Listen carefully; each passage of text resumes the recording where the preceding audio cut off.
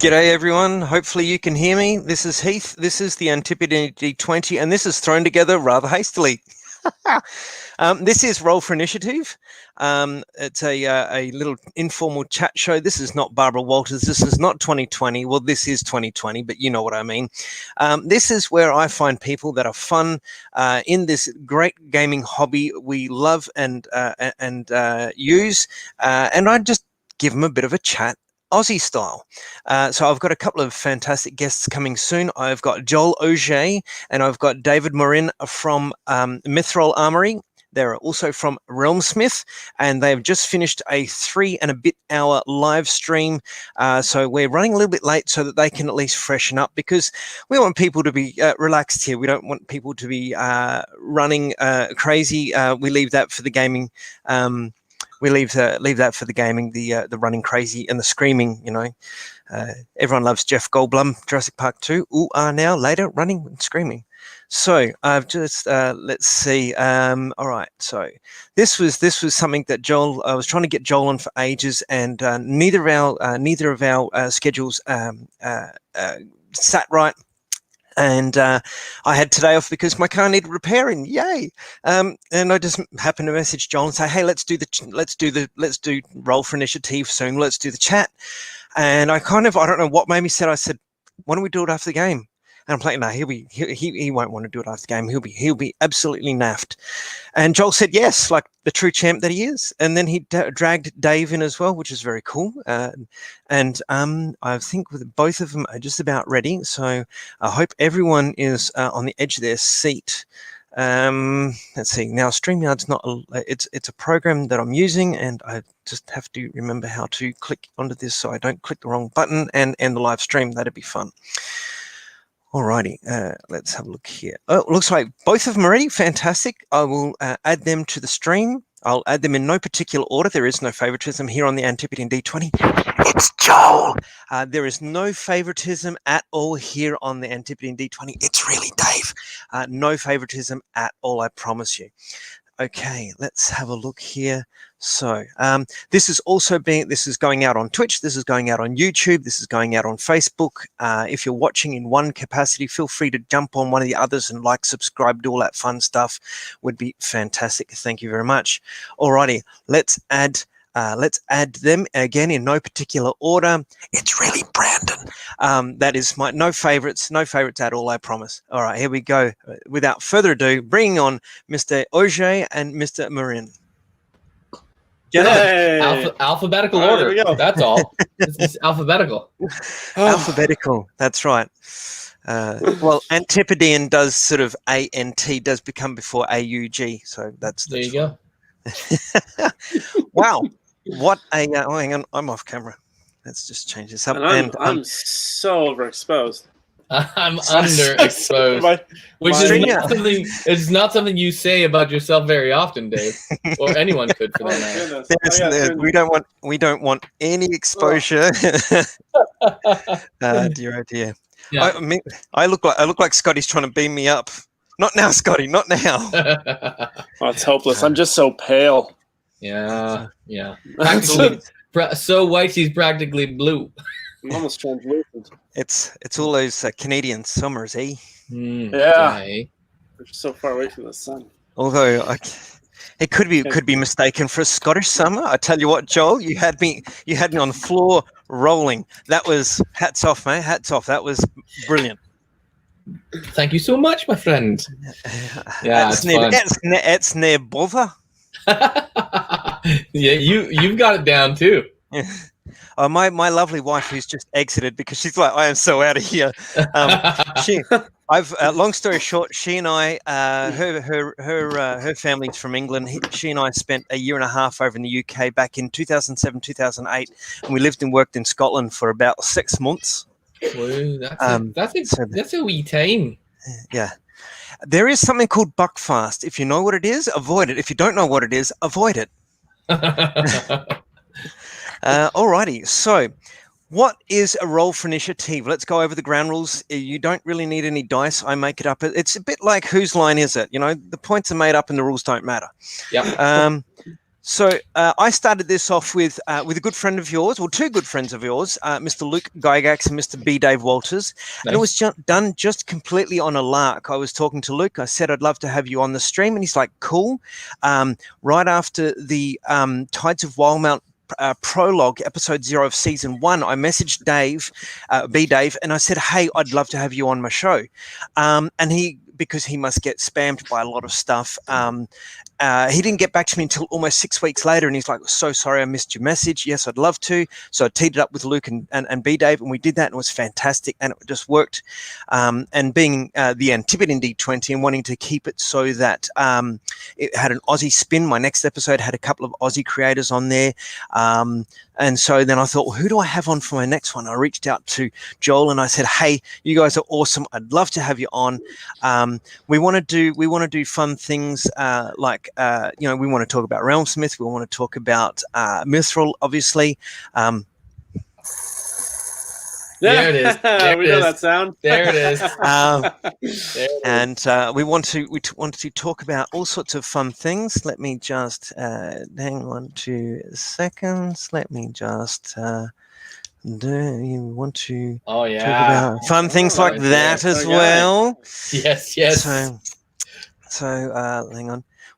What kind of format do we want? Do we want like this? Do we want all crammed in like the Brady Bunch? I don't mind the crammed Brady Bunch thing. It's kind of nice. Brady Bunch. Yeah, I can play like like guys. Yeah. Don't no punches. Dave. This way. No.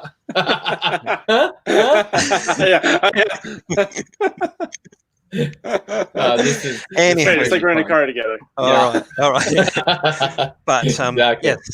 So with modern technology here, let me do this for the kids at home. Oh, there you go. Oh, hang on.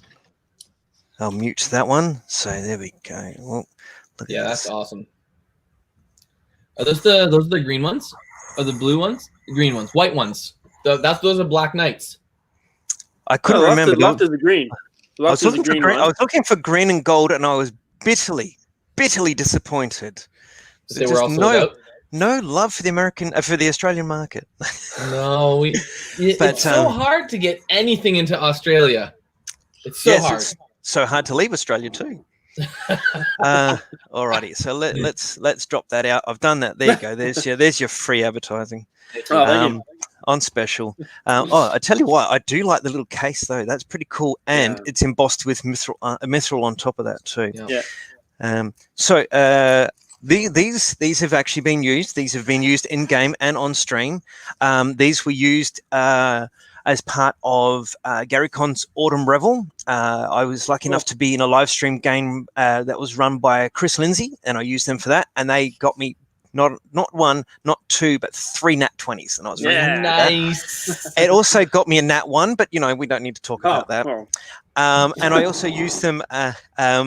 Alex Kammer had his first virtual game hole con a couple of weekends ago, and I was in a game run by the very lovely Amy Vorpal, and I used them in the game as well. They actually wanted to know what I was doing, so I showed them on camera. So I got a bit of screen time for you. Unfortunately, due to tech difficulties, the stream wasn't kept. Oh no. Anywho, doesn't matter. No video didn't happen. Just kidding. Yeah. Alrighty, so let's dive straight into what I want to call Slang Slinger. Slang Slinger. This is where I give you some Aussie slang, and you've got to tell me whether it's a good piece of slang or a bad piece of slang. Oh, okay. Wait. Define good and bad. Good, morally speaking. Or as in true or false, like it is slang or it isn't? Okay, I'll give you a freebie. So if someone said that they wanted to wet their whistle, it would be slang for a drink. They would want to have a drink. The connotation goes along with it's more you'd be going with mates down to the pub to have a couple of beers. So you're going to wet your whistle. Okay, so there's a freebie. So if I said to you, if you were saying wet your whistle, would it be would it be a good thing or would it be a bad thing? So in which case, wet your whistle is a good thing. Yes. Yeah. Beers with friends, good. That's a good one. So here we go. So if someone was to call you a flaming galah, Glah. galah, G-A-L-A-H, galah. I feel like A flame- I feel like flaming flaming anything is galah. not a good thing. Oh man, I don't know. I gotta go with bad. I feel like I don't want to be called that. I'm gonna say one of us is always gonna be wrong, and one of us is always gonna be right. So in the end, we win. We win as Mythroll. We win. The team. So I'm gonna say it's good. It sounds good to me.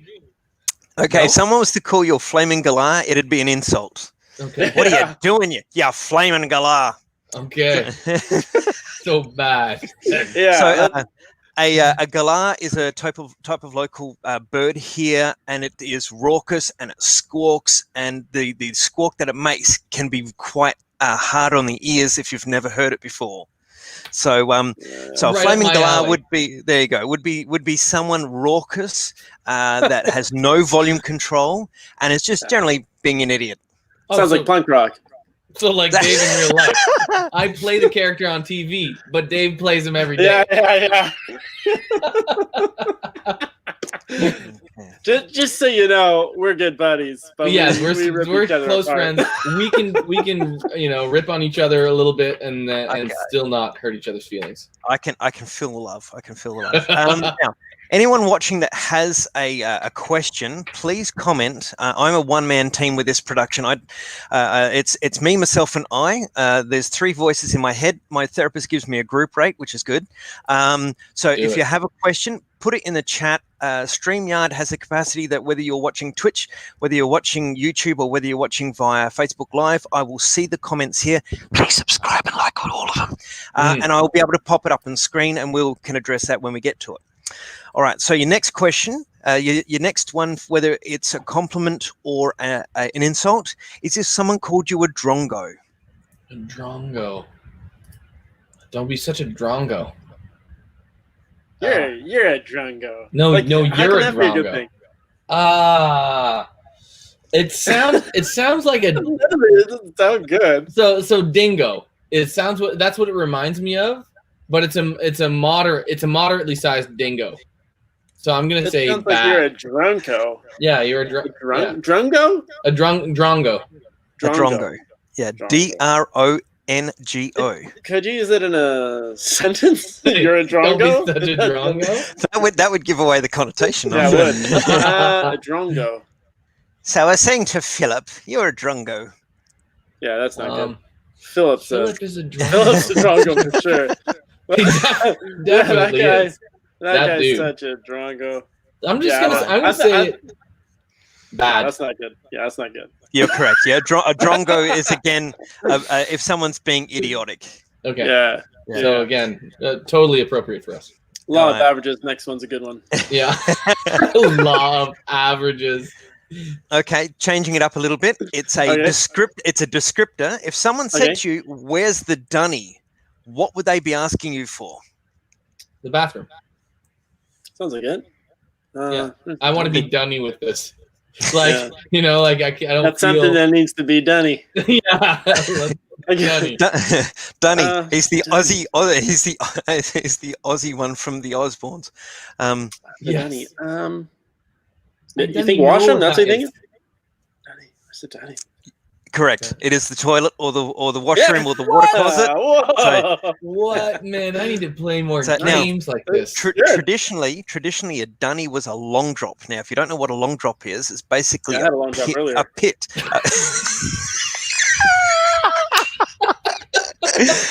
Oh, man, I'm sorry. That does not surprise me at all, given what you eat. Oh dear, oh Watch dear. the stream. I, in order to do this now, I had to fulfill a promise of cleaning up our little yard earlier. So I missed the first hour of the stream, came in directly after whoever dropped the bomb to see everyone, including Jason, lost for words, lost in the hysterics. And I've gone, what a place to come in. Oh, Yeah, that was so- cool. So as soon as we conclude this, and this can go as long as you like. Usually, it's 40. I tell people 45 minutes to an hour and a half is like a nice sort of scope. As soon as we're done, I'm loading that back up and watching it. Yeah, that was a good moment. That was a fun moment, man. Alrighty. So, in what circumstance would you call someone a bluey? Bluey. Bluey. This is tough because this is older slang even for here in Australia, and not many people use this slang anymore. So if you get this, hats off. Okay, so I'm thinking of two things.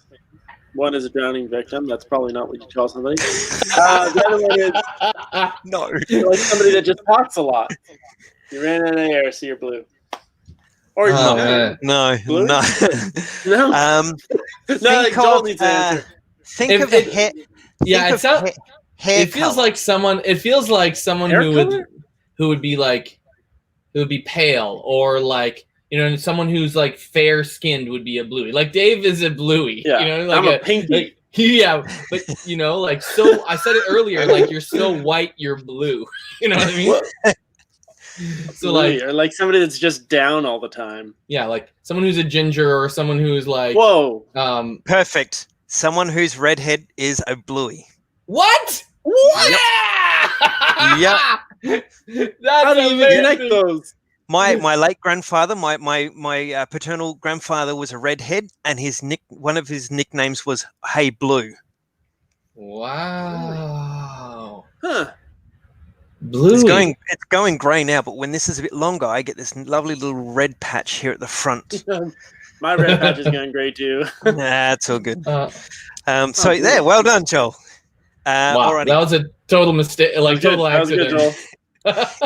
If someone was a dead set legend, would that be a good thing or a bad thing? Yeah. Oh yeah, that's a great thing. Yeah. Canadians Correct. say that. Yeah, Like, oh, there you go. you're a legend. Look at that. Dude, you're a dead set legend. That's that legend. Perfect. Yeah. Alrighty. Yeah. And the last one, and this is a little bit of a tricky one. If someone says I need to splash my boots, what would it mean? There are some sexual connotations there. Yeah, I'm not sure what this channel rated. There is no sexual connotation to this. I No. promise you. After this show, I'm gonna go splash my boots. Splash my boots. I'm gonna go fishing. Fishing. Whoa, that's a good one. Fishing, I like it. I like it. Splash my boots. What do they do in Australia? I'm gonna go dance in the rain. Yeah, dancing. You know, because they have so much rain. You know, they're known Such for a being a rainy- wet continent. Yeah, very wet place. Yeah. Splash my boots. It's actually going to go and use the dunny because the joke is when you go to the dunny, don't splash your boots because it means that you can't aim properly. So it then becomes a full joke of I'm just going to go splash my boots. So are all or most Australian kind of verbal is it all related to the bathroom? It's either going to the toilet or drinking. Okay. No, there you go. So there's Slang Slinger. So that's Love a great little way to get into it and have a bit of fun. So let's talk Mythroll Armory. Yeah. Mythroll Armory. Yep. So I had we'll throw that back up there again. So this is the new thing. We saw the spinners a moment ago. Yeah. How did Mythroll Armory come about? What was the fuel? What was the fire point? What made you guys go, let's go and make something? Oh, it's actually a terrible story, to be honest. Okay, well that's all we've got time for. No, it's born out of frustration, to be honest. Gosh, where do we start with the story? The two of us, we worked together. We used to work together full time. We actually worked for a charity, and I think most of my professional career was in the charitable sector, just helping people. So which is a good thing. Which is a good thing. Yeah. Yeah. So that's how we met. Really, I mean, a little bit through RealmSmith. Plus, Joel was doing a bit of work with the company I was with, and then I ended up working with the company that Joel was with, and we became friends that way. And people think that we've been friends forever, but it's only been like a couple months. No, 2 years maybe. maybe 2-3 years, something like that. Yeah. I think only 2 years. Like it was just before we started streaming together. Yeah. But we were actually at the office together, clearing out someone's office. Remember that? Someone got fired. Oh no. And we were clearing out their office, and we found something kind of similar in their office, and we just started talking about it. Like, I bet we could make something kind of similar to this that would work for the D&D community. That would be a little bit different, a little bit more exciting than Does this thing have an off switch? Who can hear us? Wait, what? Exactly. Yeah. So I mean, that's the very short version of how that came about, and we started ideating on it. And it really took us only, I don't know, 2 or 3 months to really get from the idea to the Kickstarter. Yeah. And obviously we had huge success in the first month with our first Kickstarter, between the actual 30 days plus our post-campaign fundraising. We did, I don't know, 140,000, 140 something Canadian. I don't know what that is in Australian dollars. Yeah. Also about $1.48, I think. No. Yeah, it's pretty close, right? No, is it? No. I think it's on par, like close to. Yeah, it's on par. It's the international shipping that hurts. Oh man, yeah, totally. Yeah, so we learned a lot of stuff in that first month. Like we hadn't been in physical product development before. Yeah. So we learned a lot about prototyping and working with mass production and global distribution. Like we learned all of that very quickly. We knew marketing. But this was our first time really giving it a go with physical products. Like our own physical product? Yeah, it was the first time we both of us had done it. Physical products, And you guys have actually patented a method of these did you say that I have read somewhere that you've actually patented the way that these are made or something? No, it's very hard to patent something like that actually. Because there's not a lot of proprietary technology in it. You could come up with a design patent, but it's very easy to skirt a design patent. Yeah, the thing you're talking about, I think, is the method we use for electroplating the different colors onto. Yeah, and that's not even a patent. It's just that we needed a way to electroplate these metal colors onto this stainless steel, effectively, is what it is. And it just didn't exist for this product. So the supplier and manufacturer, basically, we had to figure out how to do it on this particular product. So, and really, with when trying to trademark something that's being mass produced in an Asian market is it's kind of counterproductive. Yeah, because they're very good at mass producing what everybody else makes, anyways. Mm-hmm. And even to legally trademark it in China is very complex and expensive. Yeah, totally. So that just wasn't possible. We did. I mean, we've trademarked some of the names for the products, but really, when it comes down to it, a lot of it would just be a design patent, and it's just too easy to get around that. Yeah, totally. So our approach is really first to market. We're producing a lot of innovative things that nobody else is really making. So we're going to be first to market in a lot of areas, and hopefully just kind of set the standard for those products. Yeah, because I mean, you've had dice spinners. You've got Christmas ornaments that are D&D themed. Yeah. You've got a D20 that you literally punch out of a piece of tin and fold yourself. Yeah. Where, like, can I be in on one of these brainstorming sessions? Like, what do you do to come up with these ideas?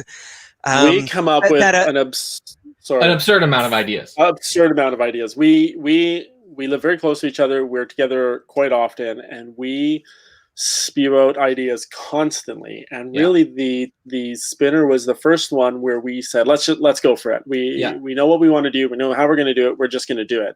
Like, and we're talking about that.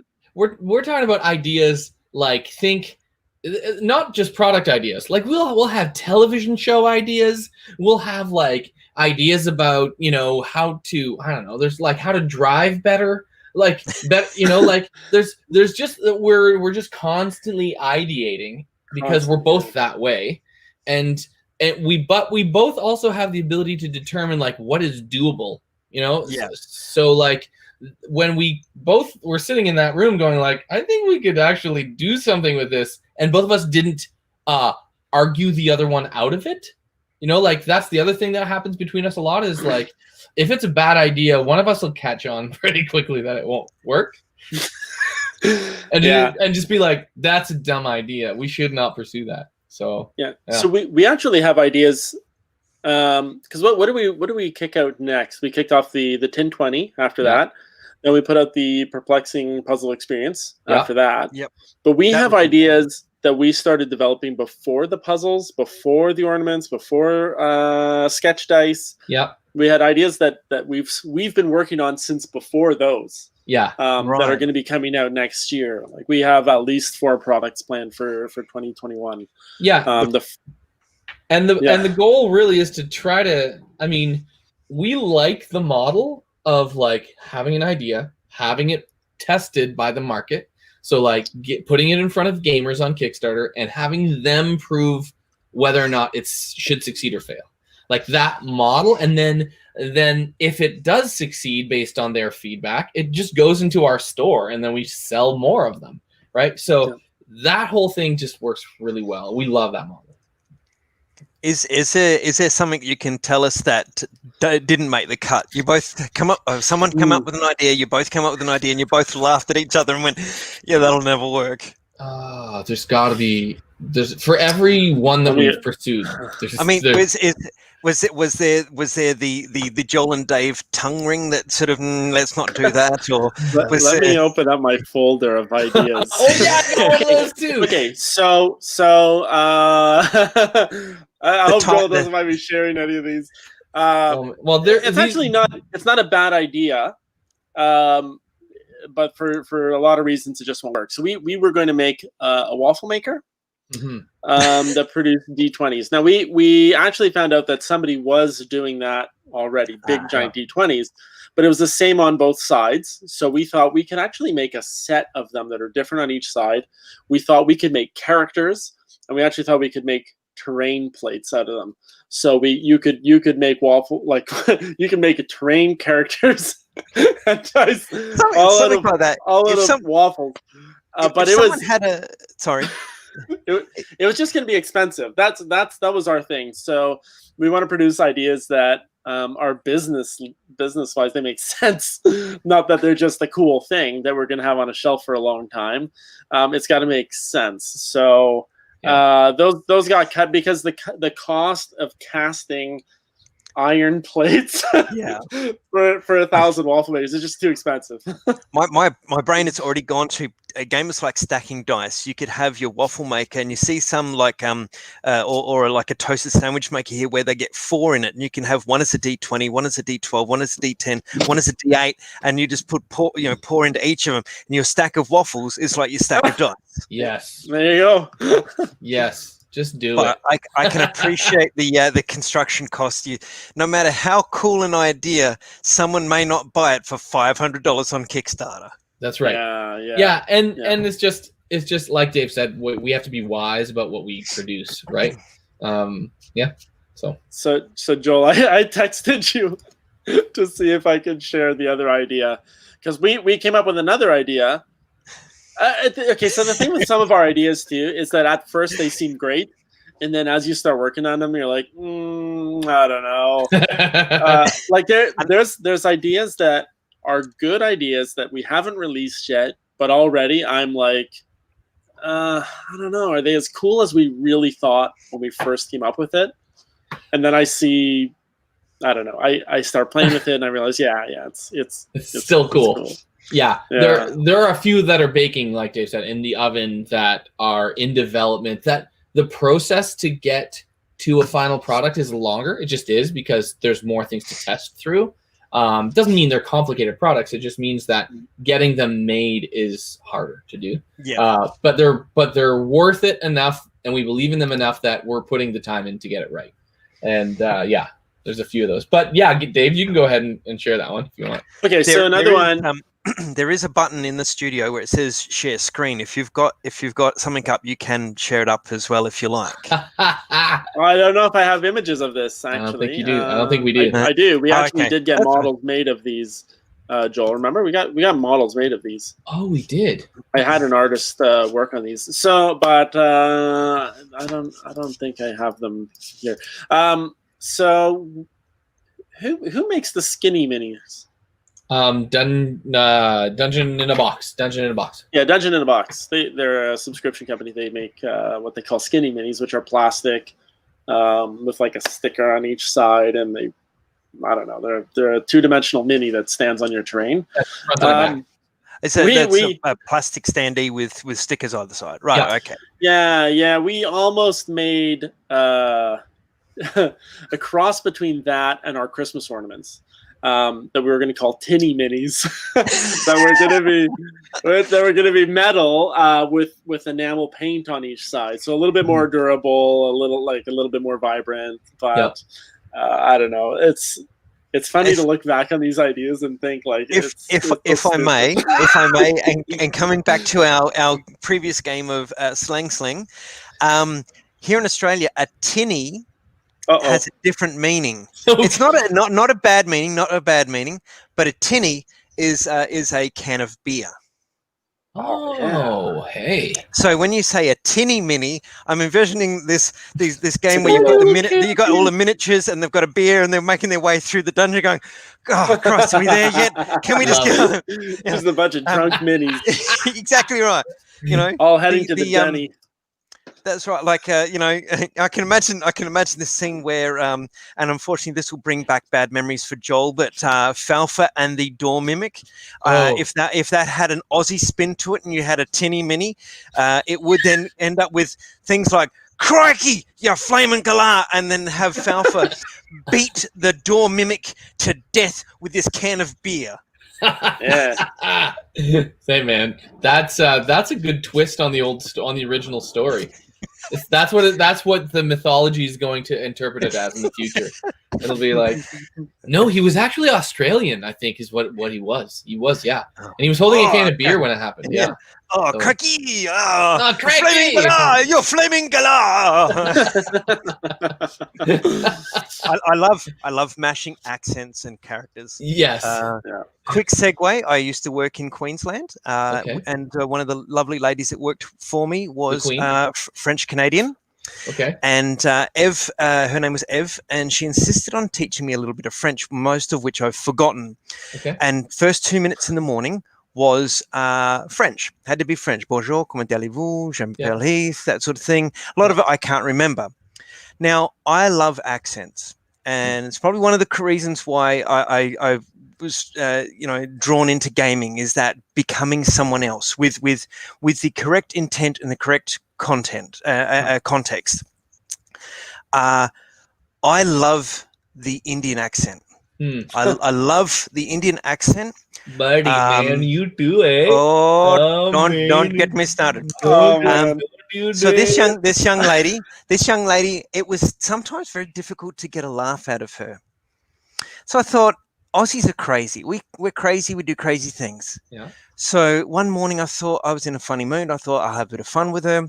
And she walked in and she said, she said, bonjour, Heath. I said, bonjour, Ev. Comment allez-vous? Je m'appelle Abdul.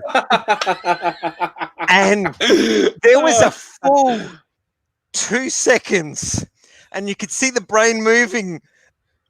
Like, what? Yeah. Oh, it's so good. And she was like, what did you say? So I repeated, bonjour, Ev, comment allez-vous? Je m'appelle Abdul. And the disbelief, she goes, how can an Aussie speak French with an Indian accent? I went, oh, very easy, actually.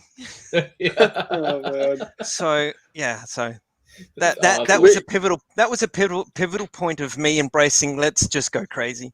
Yeah. So yes, and I mean, you guys from the characters, whether it's Into the Mist or Tides of Wildemount, I can see the camaraderie. And we'll sort of jump from Mythroll Armory here to RealmSmith because we're kind of there already. The camaraderie, the characters, the accents. Is there at any point where you've had Jason go, no, and have you listened to him? Does it seem like we have? We've been pretty good on streams.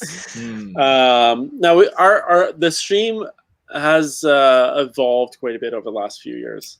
If you look back at some of the original stuff that's still up. Oh, I've been watching Dragonbane. Yeah, so I actually didn't even do any voices for the first 2 seasons, like Dragonsbane and the other one. I didn't get into doing voices at all. Now I do it when Joel and I are together. We do voices constantly. We're constantly doing accents. I don't do them on the stream because I don't want it to take away from. No, that's not why. I don't do it because I don't want it to take away from my RPing, because I don't feel like I'm good enough to do both. Right. I can hear you on that. I can hear you on that. Yeah. So it wasn't until Muskoka where it was like, I can do a Canadian accent. Like I can exaggerate what I'm already doing. Yeah. It wasn't until there that I thought I could properly play this character and do a voice for him. I mean, I guess with Bacalhau, it started to come out throughout the season. It wasn't there at the beginning, but it came out as the season went on, the first season. But it wasn't really till Muskoka that I felt like, okay, I can do both and do them well. Bacalhau was an inspiration for my game, for my character in Amy Vorpal's game for GameHoleCon. Awesome. I didn't do the same voice as you. I did a little bit to, well, actually, my mother won't like that. Sort of, a little bit the turtle from the 1970s Robin Hood. Yeah, that sort of bumbling, but he was playing a turtle monk. And at one stage, his one of his friends get hit, so he says, "Don't do that to my friend," and then just does the old, flurry of blows. Bacalhau was definitely an inspiration for playing a turtle. So at least Dave inspired someone. That's good. Yeah. Never playing a halfling again in my life. No. Yeah. Oh, that's great. That's really great to hear. Yeah, I wanted Bacalhau to be like kind of, I guess the antithesis of like what you would think of a turtle. Like I did have a very slow, a much slower speech pattern when I first started playing him. Yeah, it was annoyingly slow. Yeah, and I started to speed it up. And it's actually because the first episode that we had with Matt, he gave us some pretty clear feedback, and I realized that I had the most likable character and I was the worst role player on that first episode. That's how I felt. I thought like I really got to fix this role playing, and in that week I spent a lot of time just reflecting on the character and how I wanted to present him.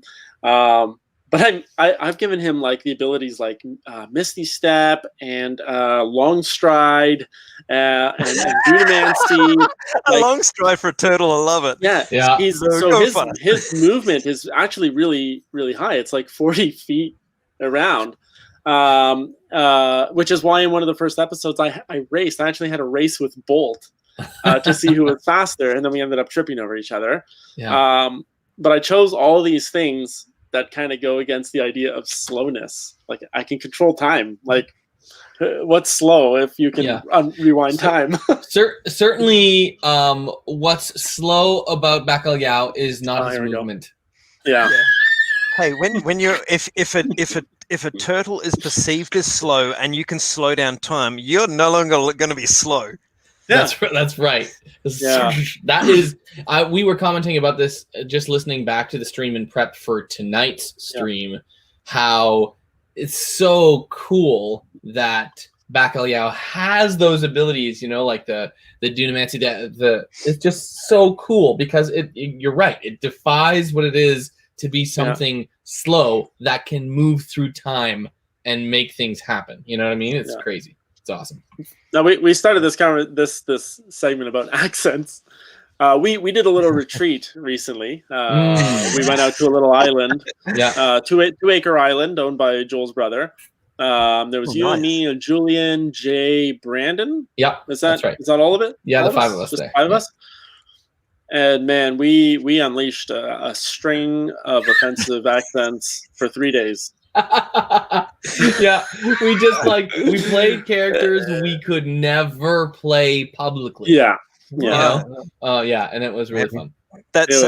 And tell me about not only the onesie, but tell me about the hat, Dave. The hat. The hat. Oh, okay, so we walked into. Oh gosh, that face. So we walked into this store. I had to use it. I had lined up when I'll make this very quick. I'm interrupting again. Sorry.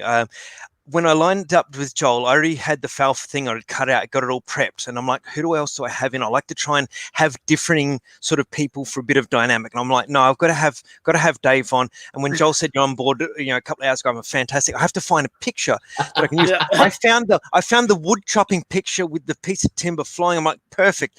And just as I'm about to exit Instagram, I see the hat, and the hat, like some fabric. Black hole dragged me towards it. Absolutely. And as much as I could fight, I couldn't get away from it. I had to use it. That's how I felt when I saw the hat in the store. So we were going up to Manitoulin Island. This is like how many hours north is it? It's 4.5 hours. 4 hours north. So basically everybody in Canada lives within 1 hour's drive of the southern border of the US. Southern border in the US. Everyone in Australia lives within the sort of the coastal sort of region here, very little inside in the center. So I can understand. Yeah, you get it. So you drive like after an hour. There's nothing between us and the tree line, like in the Arctic. Like you just drive and it's just forest, really, forever. You've left. You hit Russia. You've left. You've left Canada. You're about to find Russell and Kurt Russell and the Thing. Yep. Yeah. So we're like 3 hours out of really any sort of city. I mean, there's little towns, but we stopped at, what was it called? The Furry Beaver Trading Post or something? The French River Trading Post. But and it's part of our heritage, right? It's part of our heritage. It's literally an outpost where the pioneers developed trade routes across Canada. So it's still there. And traded beaver pelts, right? Yeah. So like I'm kind of a middle of the road, be nice to the animals kind of guy. Like I don't wear fur. Like if they're in the middle of the road, who cares? Well, I wouldn't kill my family to save the beaver. XP. Right? Like I wouldn't. Yeah, I don't know. Like whatever. I try to be good to nature. But this hat is made out of beaver. It's made out of real beaver fur, and it is part of our heritage and our history is trapping beaver. So they did point me over at the rabbit ones that were like $20, but they were made for children. And they said, but we've got these ones here that are between $200 and $300 that are for real animals. So just like you. Joel went out to the car, and I grabbed the Mythroll credit card, and I said, "I need this straw to support the one of our sponsors." So my wonderful new wife just threw this over to me. I got married a week and 2 days ago. Oh yes, congratulations! Congratulations! Yeah. So that's how I got this hat. It's super warm. Oh, like we were going across the lake in northern Canada, and it was very cold. But Well, the hat was warm though. Yeah. So yeah. So anyways, I can understand, like if Joel's talked you into it, use the Mythroll Armory card. Fantastic, good work. I can understand sort of the line of function and fur and fashion. I mean, this had I had to skin 3 golf caddies to get this. There you go. So I can understand functionality. I can understand the choices have to be made. Yeah, exactly. It's because Muskoka wears the trapper hat, and so as soon Joel, you saw the hat before I bought it, right? I mean, you saw it on the shelf, anyways. Yep. And we were sure he was gonna get it. And then he's like, "No, I can't afford this. I shouldn't do this. I can't do this." And then I went outside, and I thought, you know who could afford this?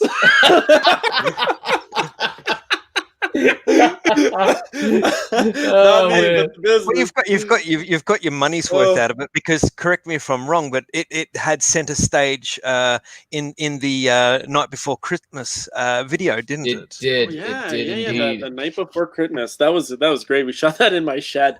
Yeah. So another idea that we had for a show was called Shooting the Shed. where we actually just discussed business ideas. That was going to be a YouTube show of ours where we were going to do one business startup per month. So in the first week, we were going to discuss the business, and by the end of the month, launch the business. And we're going to do that every month. We're going to call it Shooting the Shed. Shooting the Shed. We never did it. We just started a business instead. See, just ideas. They just they ooze out.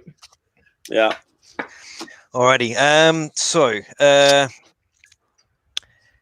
a memorable gaming moment. Now, it doesn't have to be a natural 20, doesn't have to be the killing stroke of the end of level big bad guy. Just a moment, and it doesn't even have to be like from tonight. Just a moment sometime in the last couple of years that is branded into your brain, that you've gone, this is why I like gaming. This is why I like gaming. This is why I do what I do. Yeah, I have one that comes to mind right off the bat, and that was right at the beginning of season 1 of Tides. And Dave, we talked about this earlier, Dave, but like Dave rushes a guy with Bacalhau off the back of a boat that is moving, and basically grapples him as he sinks to the bottom of the ocean. Yeah, it wasn't even a rush though, right? It was like you just grabbed him and then fell off the back of the boat. I do remember him down to drown him. That's such a horrible way to kill him. What it was, what the worst thing about it was, and it was the best thing, but it was the worst thing because Bacalhau at that point was a cute character. That's what he was. He was 3 episodes in or something like that, and everyone was like, "Oh, he's so cute and cuddly," and I just want a plushie of him. Like everyone wanted and someone got him wet, and someone gave him food after midnight. Yep. and then the retribution of the turtle's lack of moral compass just comes out shining brightly. But isn't that like kind of the terrifying thing? Is like when you play these games with your friends and you're like, yeah, I want to peel his skin off his face. It's like, is this you? What friends are you playing with? Who's this that's saying this right now? Yeah, exactly. I mean, you had Matt Mercer on for Strahd, and he had the wine like that. I can go like that's an appropriate prop. Exactly. Who are you playing with that you get to like Hannibal Lecter? Well, I don't know. It's like we all come up with these like crazy. Even like Christina, who's like this, I don't know, kind young lady who's all of a sudden like, yeah, I want to like pull his skin off. Like it's just crazy stuff. It's like, where are you coming up with this? Yeah, totally. Like it brings the crazy out of everybody. So this is how much I appreciated Christina's work. I got the shirt. But not now, Scotty. Don't beam me up now, Scotty. Yeah. But shipping for a shirt is expensive from the North American continent. So sorry about that. No, that's all right. Otherwise, I would have got like a bunch of them. So I had to pick. And Christina just wowed me with the Aussie accent. I loved the idea. It worked. She made it work. This thunder smiting halfling paladin with an Aussie accent, and like that was it. I was in. Yeah. Yeah, I got one too. I got the same shirt. And then the second last episode of last season was when Bacalhau like totally tore into her, like you did this wrong, you did this wrong, you did this wrong, like you backstabbed us, you lied, you cheated, whatever. And the whole time I was wearing the Gaziel shirt under my hoodie. we so respect her though. Like seriously, she is probably, and I've said it before publicly, it's on other streams. I will say it again. I have never played with like a newer player who so dove into D&D. to like be a competent player with the other people at the table. She just did it, and she's great. She's great at it. That immersiveness, like some people are comfortable with it, others are not. Whenever I've played with anyone, I've said like, whether I very rarely run a game, but quite often a player and the DM and I, we'll muck about because we've been friends for ages. He is unfortunately one of my best mates. Not unfortunately he's best mate. He's one of my best mates. Unfortunately, he is our forever DM. Right. And we will muck around, and there will be accents and everything. And usually when we have someone new to the group, it's a case of he gives you this look. It's like, gentle. Let's not frighten them. The levels of immersion, you quite often sometimes get people go like, oh, I don't want to, and that's fine. You go, look, where you are comfortable at, go crazy. I remember.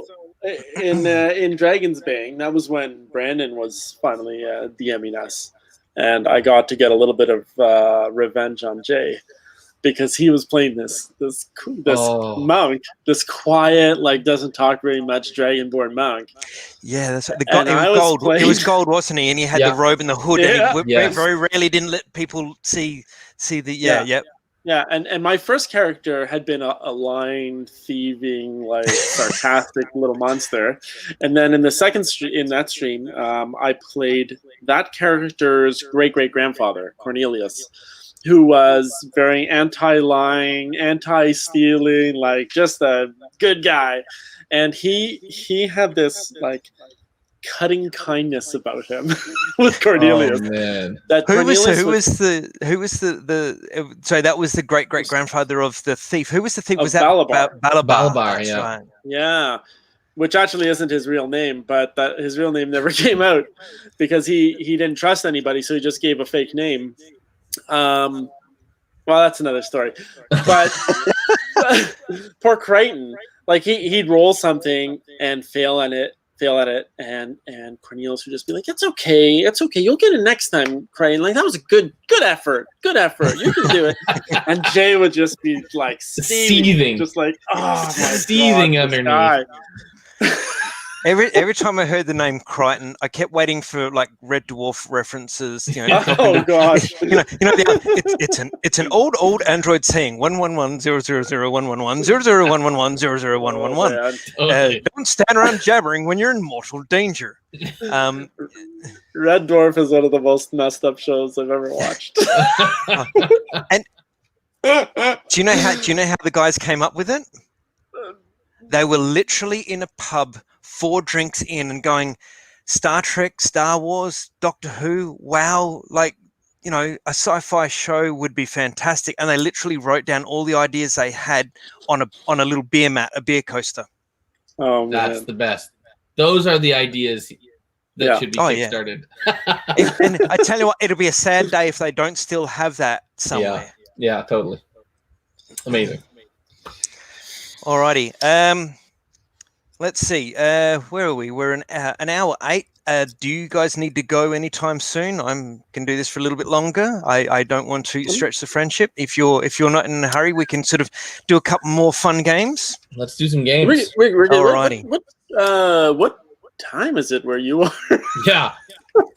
It's 2:40 in the afternoon. Okay. It is what's today? Wednesday, Tuesday.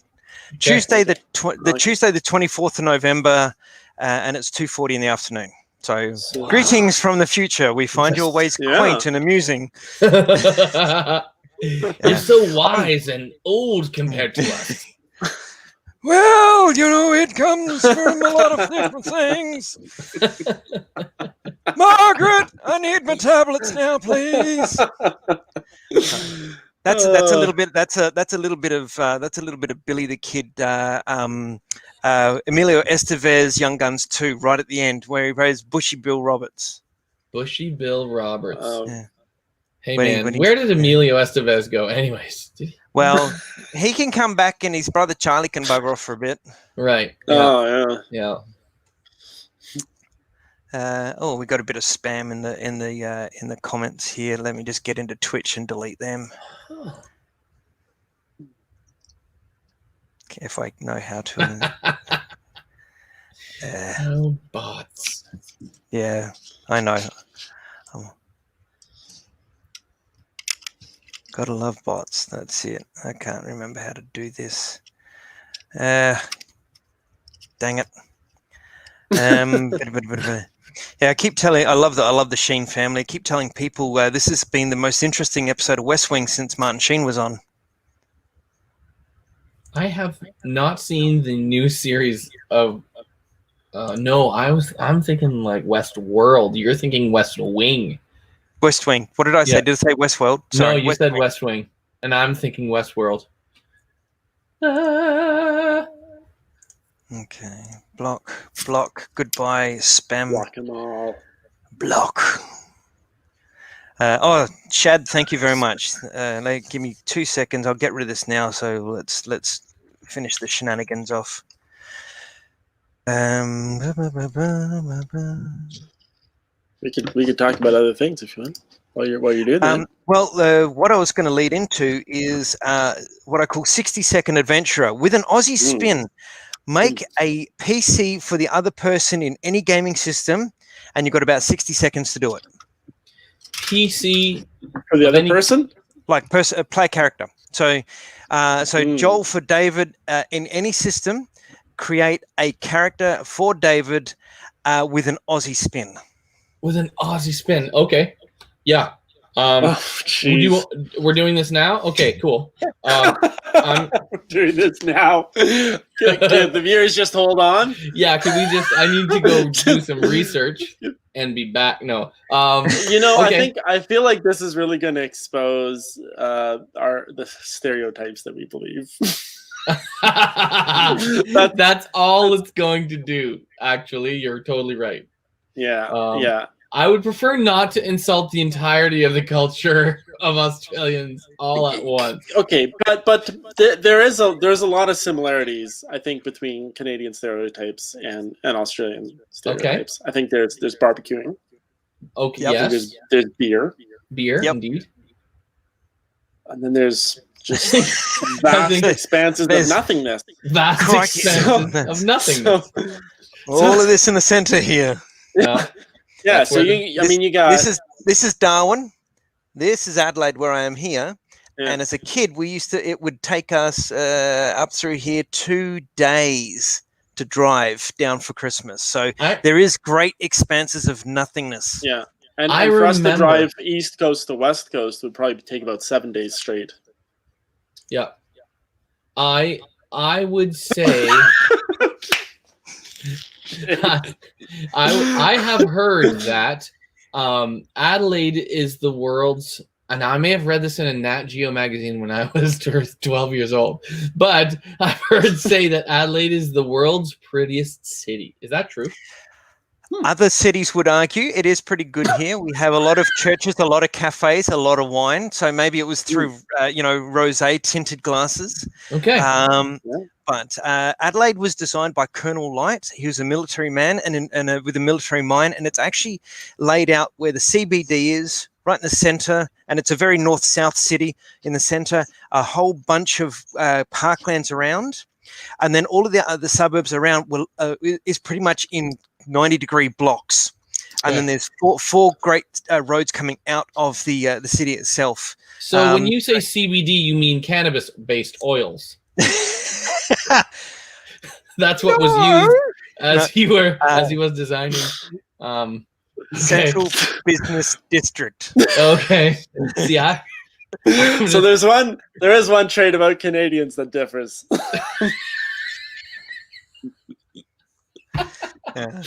Okay, so what would a PC character Dave be? Okay, so he'd be a dwarf. Wow. Yeah, and then he would he'd have really, really incredibly low charisma. Let's say 5e. No, just kidding. Wow. No, good charisma, good intelligence, lacking in constitution. I'll say that. Yeah. And then I would say owns a dingo. That would be. Oh, that's my. That's for familiar. You have a familiar, a pet. Yeah, it's in a familiar, 5e. or is it my mount? Depends on whether you're playing like a very thin dwarf or not. That's right. Yeah. You could have a dire dingo. A dire dingo. Dire dingo. I just wanted you to say dire dingo. That was funny.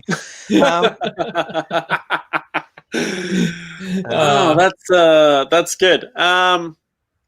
If I had to make a character for Joel, I mean, it would. I'm trying to think of what would be the most difficult for him to play, and it would have to just be something very law-abiding, like a paladin, like a lawful good paladin. Like that. Trying to picture Joel playing something like this it's impossible. Kind, helpful, honest, all the traits that none of his characters are. Anything that Adam Maines might play. yeah, exactly. Adam's characters. The Blue Raja. Exactly. Yes. How I would throw the spin in there, I don't know, other than making you from the wilderness. I'm sorry. I'm from the Red Mountains. What are those? What are those Blue called? Mountains. We have the Blue Mountains. Blue Mountains. Yeah, but they're not red. They're not? Right. Because like when you're a blue, it's hair color. Yeah. Well done, David. Yeah. He caught it. Bluey. But we do have we have a rather large mountain range called the Great Dividing Range, and of which there's a section in amongst there called the Blue Mountains.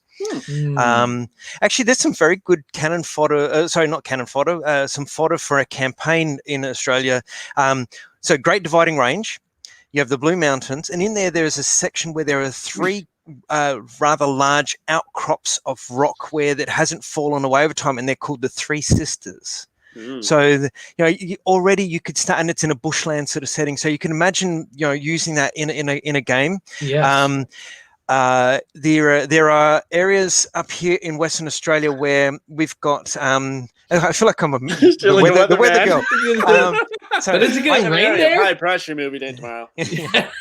Was it Groundhog Day? Yeah. There are areas in Western Australia where we've got some of the oldest unchanged rock in the world. Yes. I did a bit of geology in university. Some of these areas, the Pilbara and the Yilgarn, are 65 million years old and have not changed a great deal since then. And you can imagine if you had you don't need to have a civilization from 65 million years ago unless it's sort of, extraterrestrial or something like that. But it gives rise to an area that, it's desolate, it's desert, it's harsh. Can you imagine having a dungeon there that hasn't been touched for millennia and you've got to go and explore it? What's someone got here? The Weather Podium. That's right. Yeah. We actually on our weekend away, we had a lot of fun because we played all evil characters. Like we owned a dungeon that had been raided, and we were trying to get our stuff back. Yeah, and then that Dave, was a ton of fun. Fair enough. Then Dave. We somehow get court with the mayor of the town, and Dave decides to throw him into his panic room and light a match or whatever, burn him alive inside. Yeah, so man, that was terrible. Terrible. We'd had a bit of a problem. I mean, I guess the inside of the vault was full of what is it? What is the fire? There's Alchemist fire. Alchemist fire. So we took it all out. Oh, nice. And we had one. I had one. The mayor was still in there, and they wanted to interrogate him. And I was like, "Nope, it's taking too long." Threw in the fire, closed the door. Nothing wrong with that. We're the mayors. Anytime there's anything in any game that I'm in that is to do with fire, usually someone comes out with can anyone smell barbecue dog hair? And then another person immediately has to follow up with, "Oh, Venkman, I'm so sorry." Oh man, that was a great session though. Yeah. Hang on, you're in trouble.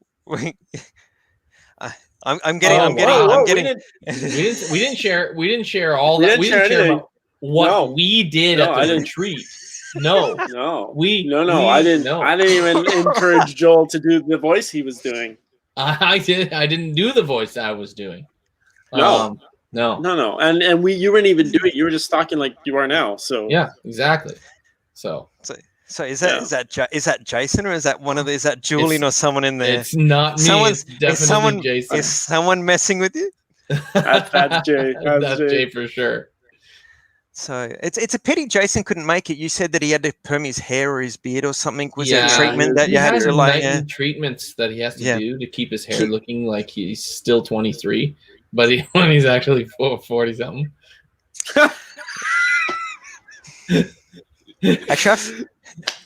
Anyway. I'm now going to die. That was stuff I shouldn't have shared, and now we'll die. In the next season of Into the Mist, Strahd finds Fatfret almost immediately. Yeah, exactly. Oh goodness. No, Mr. Chelly, no, he's not 23. He's actually 21. Yep. He has a phylactery that keeps him going. Yes. Yeah. Oh, hang on. I've known Jay for like 25 years. So like I've known him since I was in my mid-early teens. Jay and I go way back. Yeah, it's surprising actually that we didn't meet, because I've known Jay for many years as well. So I think Jay was just keeping Dave to himself. No, it's both of us. He's like, I got to keep these two apart. Because you know what's going to happen. Basically this. Yeah, exactly. We have a question now. Due to a spelling error, I'm not going to put up on the screen. Thank you for that. I just read it. So it says, so what are your backup characters? Now, it says the players table, so I'm guessing that this could be for Tides of Wildemount. Now, I'll leave it up to you whether you can say anything at this point. I will not press you for that. If you would like to talk about just general backup characters, if someone says, hey, come around, we're gaming now, bring a character. If you've got a backup character or a go-to that you grab and go with, we can call that. If you're not allowed to talk about anything coming up with Tides of Wildemount, because hashtag spoiler, if anyone hasn't seen tonight's episode, there was a change of character for one of the players. So if you're allowed to talk about something like that, cool. If you're not allowed to, we'll go with a backup character if you need to get to a gaming session that night and you don't have any time to create one yourself. Yeah. I would just say my next character is going to be different than anything I've played before. That would be so I've played halflings, I've played orcs, I've played a dwarf. You've played a Scottish Kenku too. I've played Kenku, yeah. So I wouldn't play any of those. I would want to do something very different than what I've done so far. Someone says here, got a feeling we'll find out soon. Yeah.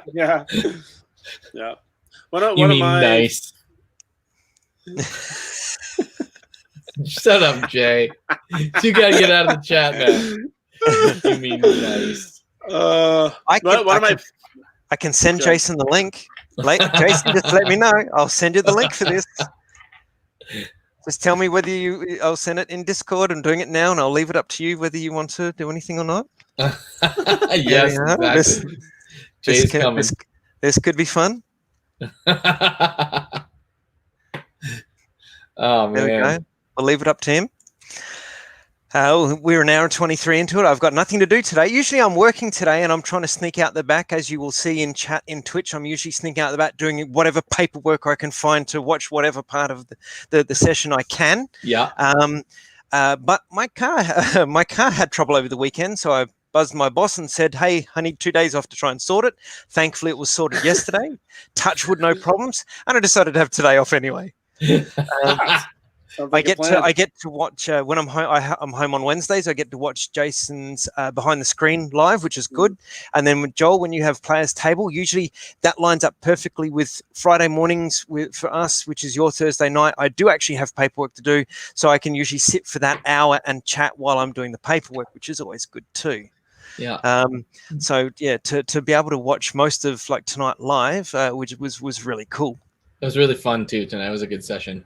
I'm going to change the players table up this season. Okay. Actually, yeah, it's gonna be a little bit different this season. So looking forward to that. No spoilers here right now. I would mute you if you started to. that just means he doesn't know what he's going to do differently yet. I can mute David. I can mute Joel if you like. remember, that would be different. There are no favorites. There are no favorites. It's definitely David. There are no favorites on this show. We know it's Brandon. It's okay. He's my favorite. I know he's my favorite too. I actually had a very good conversation. Bringing Brandon up, I had a very good conversation with some friends about diversity in gaming, accessibility and equality in gaming, and I used Brandon as an example playing a blind character, and the way he did it with any time he did something, he made sure he closed his eyes to do that. Now, without these glasses, I am very, very bad. I have very bad eyesight. I have no grammar as well, as it happens. But without these. Bad eyesight. Yeah, I am bad. It's like I'm not. It's not. I am Batman. It is. I am bad eyesight. When I was in Scotland, when my wife and I were living in Scotland, we went and saw an optometrist for my yearly sort of visit, and he said, if your eyes get any worse, you'll have to go and live with a colony of bats and learn some echolocation. So he was a funny guy. It's a hard trait to inherit by like learning, you know what I mean, or to take up. Echolocation is not something that's very easy. I think the hardest thing's not really for me. It's for my wife dealing with the screeching while I'm waiting for the bounce back off the walls. She's asked me, please don't do that anymore. You're frightening the child. Yeah. Oh, that's a child. I couldn't tell.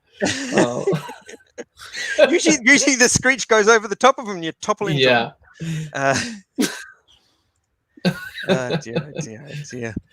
Alrighty. So let's see, what else could we do here? Oh, hello. We've got some activity in the green room here. No, don't do it. Oh, no. Do it. Oh, no. Crap. No. Welcome. You heard that it was all Joel, like every single time. Dave. Oh, you know it. He's like, that guy's like 84. He's probably whitening his skunk stripe or something. Like that's what he said. That's literally Joel's words. It's literally not what I said. Hey, Julian. That's what he said. He's like, we're here trying to eat young pizza because of his baby fat. That's what he said. Oh man, Jay, I'm so sorry. I quite like wings? Playing. Are there wings there? Yeah, there are. Usually we go over there and get wings. And pizza. I heard this is the aftermath right now. There's only two of you. There's two of you there. You ordered pizza and wings? Yeah, I know. Yeah, we're eating your share too. Oh man. Yeah. Well, so Jay, welcome, Jason. Yeah, welcome, Jason. Welcome, Jay. Thank you for having me. This is great. I love crashing your interview. Go for it. It's actually funny that you and Julian crashed this, because I tried to crash Julian's the other day, and for whatever reason the setup wouldn't work. I could only hear them through the delay on Twitch. I couldn't hear them in Discord. Wow, never fun. Nah. Right. Technology is always wonderful when it works. Yeah.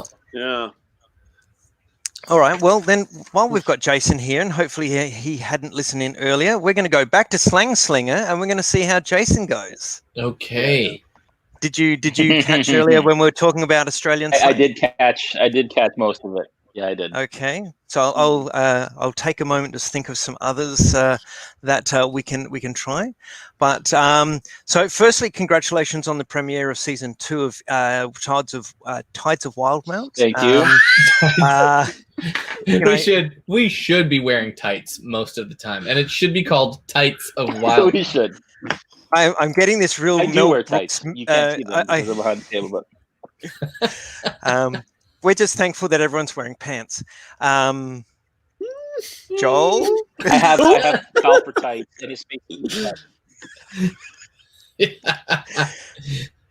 Yeah. What's the line from Robin Hood Men in Tights? Vegas? No, we're just merry.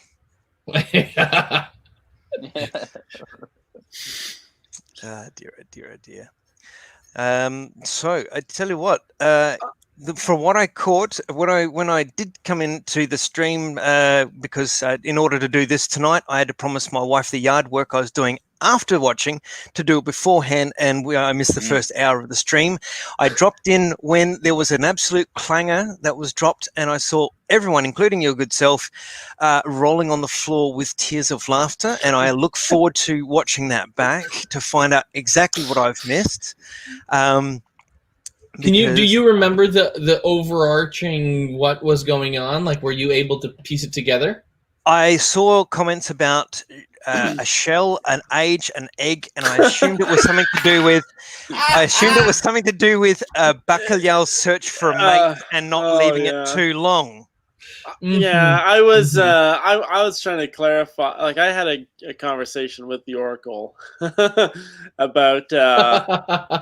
I guess it was a conversation about expectations and consent. Like, it was like, because she kept saying what you want is what I want, and like our whatever. And I was like, just to be clear, we're talking about procreation, right?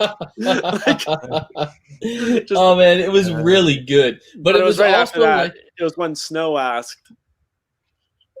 Yes. Snow was asking, I guess what the timeline was like, because we have children, and then turtles live for a year to raise the babies, and then they die.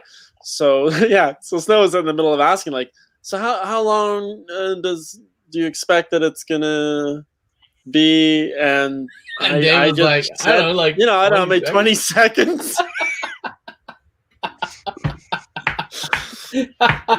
So bad. Which is great what's great is when you can take aspects of your life that's real, we all know, and kind of apply it to the game. You know what I mean? It's like it's what do they call that? Method acting is what it is. It's method acting. And there goes my sponsor. Yeah, see what happens is they say all the things. Yeah, exactly. They say all the things on this stream that they're not allowed to say on mine. It's really what you get. You get all the. Oh man. Julian said literally broke Jason, and now I have watched season 1 of Tides. I started off with the prologue, and that's what got me, and you guys were just fantastic for that. I watched Into the Mist. I went back and crammed season 1 of Into the Mist so I could watch season 2. I've gone back and watched a bit of Dragonsbane, and of all of the episodes that I've watched, I've never seen someone break Jason so badly. There's been points where I've seen like you laugh and then just go back total professional. All right, let's go. This eclipsed that by a good distance. I think the bar has been raised, gentlemen, and I'm not sure whether you're going to be able to touch those giddy heights again. I try to just plow through it. Sometimes, like, I'll drop something and I'll just try to keep plowing forward and go, or something else happens. Like last season when Gaziel. When Gaziel and Bacalhau are taking watch, and she goes up and she comes back down. She's like, I show Gaziel my berries, or I show Bacalhau my berries, and everybody starts like going in their corners, and I just had to plow through. I'm like, I can't. It's refreshing to see that there is one professional amongst you. Yeah, that's me. That's sure. That's what it is. That's me. Yeah. That's Dave. Wow, you know him so well. Yeah, actually, I there was one other point, and Mr. Chelly brings it up. There was one other point that I think we almost had a broken moment. Yes. Yeah. Oh man, we had a few good ones with Strahd. Yeah. Mel. And I think she almost broke Mr. Mercer with that as well. Yes. Yeah. She had him he in proper stitches. Yeah. Yeah. Yeah. Alrighty, So so I have that was good. I have cheated and gone to a website for some Aussie slang because I'm trying to multitask as best I can here. My wife is going to be proven right that I can't. So we'll dive straight into a little bit of Aussie slang for Jason. If someone is described as a bogan, what would they be? That's Joel. Is that a Bergen? Bogan. B-O-G-A-N. A bogan. Do you That even would be speak a English, fake. Jay? Oh, A fake. A fake. Like as in a fraud, you mean? like a Yeah. bogus. Like root Yeah, word like a is fraud. bogue. Yeah. Oh, Yeah. like playing on the word bogus, right? Mm. That's very interesting. But Yeah, a bogan is final probably answer. a bogan is the Aussie version of a trailer park person. That's me. Okay. So That's Dave. Me. So in Canada, Dave. I'm living up Yeah. here in my trailer. A bogan. Cool. So all right, we'll dive into another one here. If someone Can I give you a word, Heath? Can we alternate some? Yeah, sure. Do you know what a Oh newfie yeah, is? let's do that. A newfie. newfie. Yeah. So I'm officially a newfie. I live there for. Yeah, I'm officially a newfie. Yeah. Why don't you just give him the answer? Yeah. I was gonna before Joel did that, I was going to go with maybe it's another slang like a toonie and a loony because I'm familiar with the Canadian currency. Yeah. Yeah. So that would have been my answer. A newfie is from one of our maritime. Yeah, from Newfoundland. Yeah. So they live out in Eastern Canada and they have a lot of jokes made about them. Right. Like mentally slower. So they'd be the Canadian bogans then. Yeah, I guess so. Yeah. Then we have newfie jokes. Right, Newfoundland. Yes, Right. Yes. Cool. Newfoundland. No, I have visited Canada. The opinions of my players don't reflect that of RealmSmith. Do I need to? I googled it. This isn't my thoughts. You're on my channel, and I've said all the things to warnings and that sort of thing. So we're all good. There's no newfies watching this show. Right I have no official sponsor. I can probably say this, and it'll be a red flag to Joel. I have no sponsors. I am my own sponsor. Nice. So there's no chance of upsetting anyone. Cool. All right. So no chance. Challenge accepted. Note my optimism. Okay. If someone said, all right, what are we having for dinner? And I was to say, let's get a hot chook. What would I be saying to what would I be asking to have for dinner? Hot chook.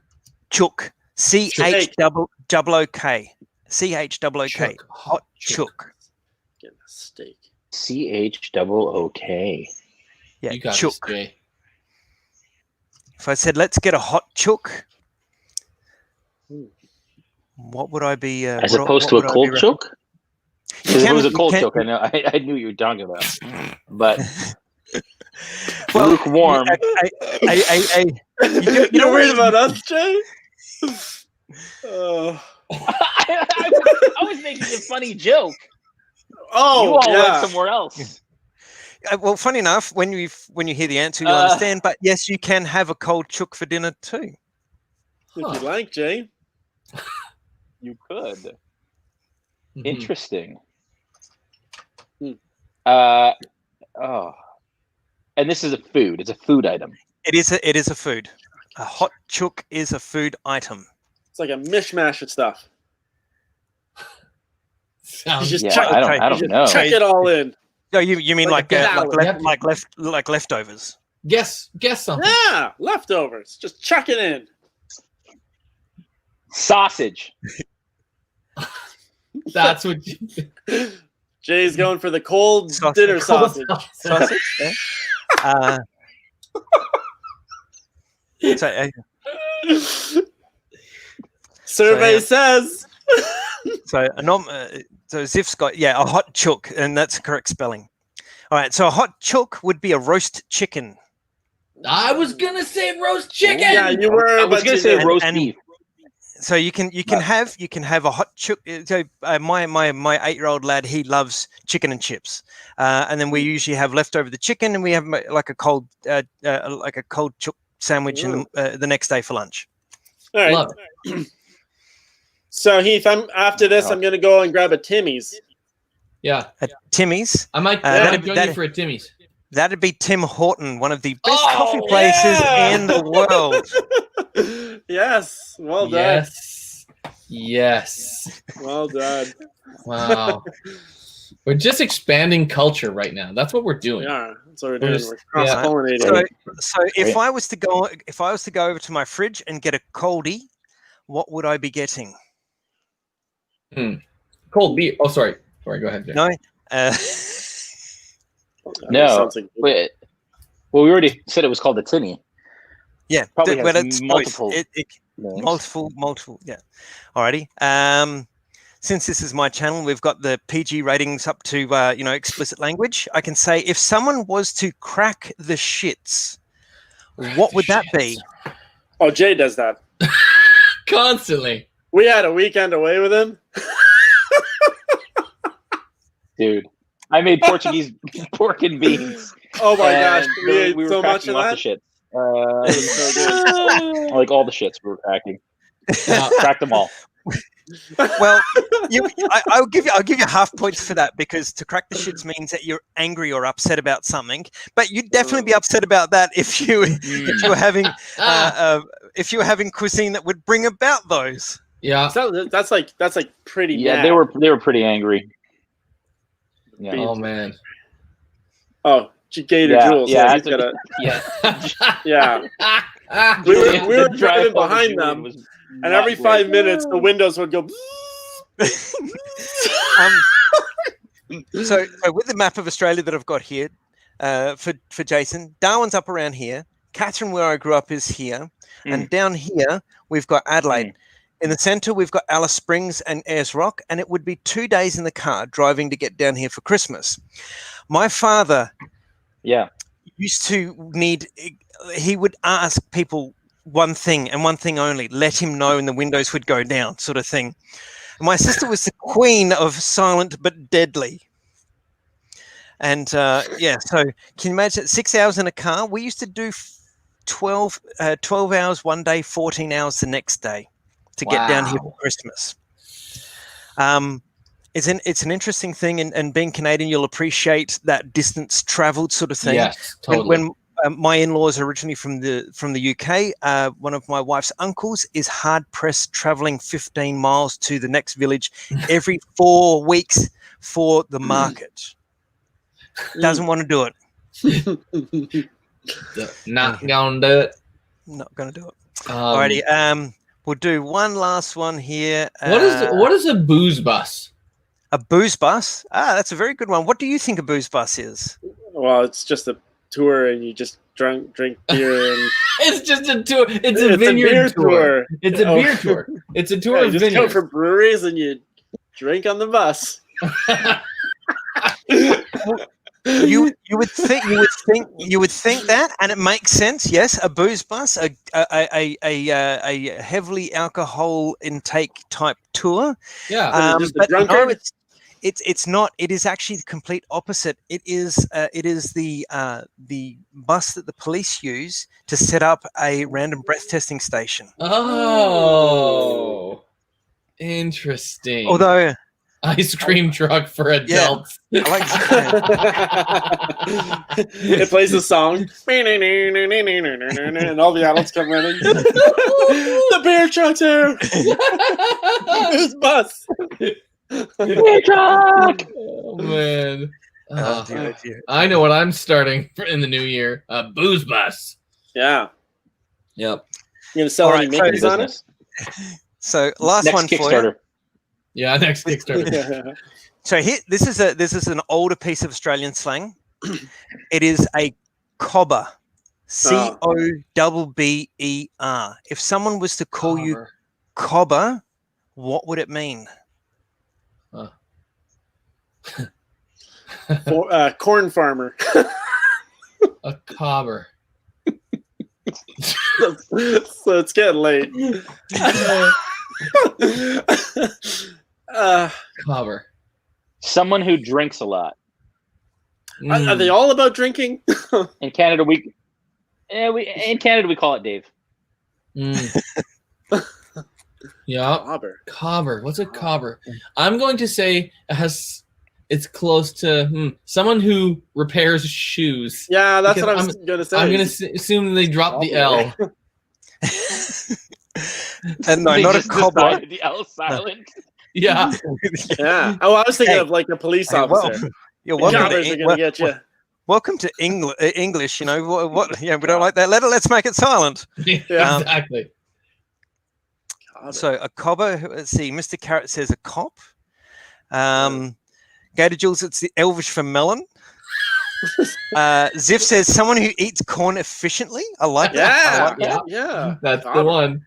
Oh, she's a cobber. No, a cobber. Now this is older slang. You don't hear it as much that often, but it means a very good friend. So if someone says to you, "G'day, cobber," they're greeting you as if you were a near and dear friend. Interesting. Jay, you're my cobber. Dude, that does. Gator Jules wants to go on a technicality saying melon means friend. Well, who invited him? I can send him a link.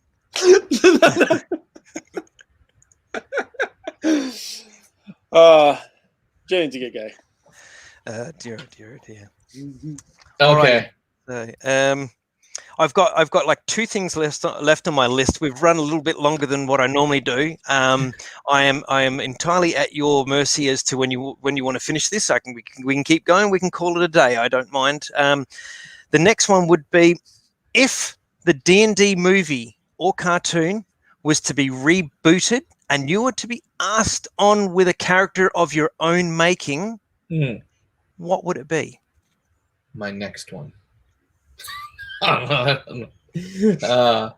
I'd probably be a human. They're boring, but they're relatable. It's ridiculous. Yeah. Well, I'm going to be a star. I want to be a star. I'm ready for my close-up, Mr. Spielberg. Yeah. Well, I don't know. That's what I think. Relatable. It would sell well.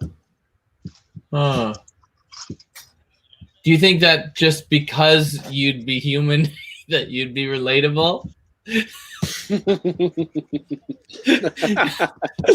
Yeah.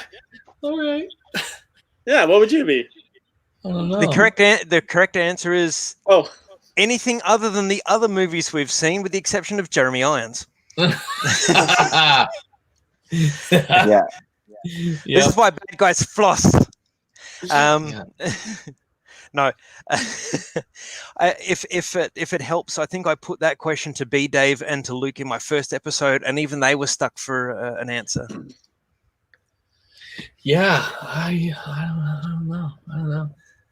That's tough. I honestly loved our party that Jay doesn't want me to talk about, because we were a Leonin, a Minotaur. A Leonin. That's the lion. The lion. A lion, a Minotaur, and what was your character, Jay? It was a. I was a bugbear. Or something. A bugbear. Bugbear, yeah. Bugbear. A bugbear rogue. Dude, Bugbear Rogue was an amazing character. He would stand still in the hallway as if he was like some stuffed piece of furniture. Yeah, really high stealth checks. It was really great. Walk past him. I promise you, that's one of the most creative things I've ever seen done. Is like, okay, you're a Bugbear Rogue. How do you deal with being as huge as you are and kind of noticeable? Oh, he's taxidermied. He's it's like, wow, that's an impressive statue you have there. Yeah. That was the only way to do it. To be the rug, because that was my next tactic. Yeah. Has anyone heard of the epic that is Sir Barrington? Yeah. How have I heard about it? I heard about this a little while ago. I'm just trying to find. It was a Reddit. I'm just trying to. So here it is here. So this, and it's a little bit old. It's from 2011. Make a bear character in D&D 3.5. DM laughs. Make bear a rogue. Put every point I can into disguise. Prestige class as a spy to get more disguise. DM says, but you can't speak English. Max out bluff. By growling and gesturing, I can fake speaking a language I don't speak, in this case, English or common. Use money to hire a butler NPC. Give him magical item to let him speak bear. Growl. A very excellent suggestion, Mr. Barrington. We should really ask the group to investigate the Black Marsh. Over the course of the game, be knighted as Sir Barrington. So Queen holds a dinner in my honor. A guest becomes the first person to ever make a perception check that beats the disguise. Shouts out loud, hey, that guy's not a guy, he's just a bear. Man is escorted out of the castle while the guards apologize profusely for the indignity. We are so sorry, Sir Barrington. We are so sorry for this man's behavior. Growl, roar, shrug. Someone first showed me that when a player in the group I was in back in 2010 said, "Why would you put anything into bluff and disguise?" And we showed them that. Oh, yeah. Sorry, in 2012. Sorry, not 2010. 2012, and we showed him the epic that was Sir Barrington. I wish I could claim that as my own story, but Sir Barrington is just so epic. That's pretty epic. And now that I've told Jason about it, I'm sorry you can't do it. You're not allowed to do it. I was thinking that my next character would just be a French guy that nobody understands. That's Falfa. We've got one. Yeah. I'll play a Kenku that just speaks common. Yeah. How could you Scottish accent? How I wish I'd have done that.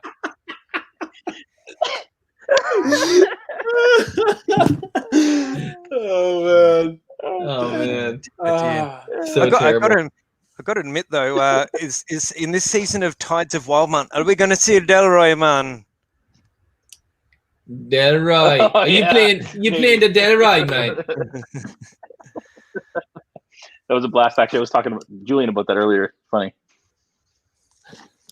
When you guys started doing Indian accents, we started talking about accents. Buddy. No. Well, see, I just stick to. I don't know how it is in Australia, but I try to just stay to north. No, I don't even know how to phrase this. Yeah, be very careful, guys. I gotta go.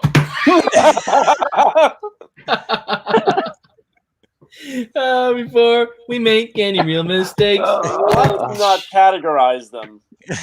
Australian, English, Scottish, Irish, Canadian, American accents. Russian, Finnish, Swedish. I figure with Russian, if the late great Sir Sean Connery could get away with being the most Scottish Russian ever, anyone who tries a Russian accent is pretty safe.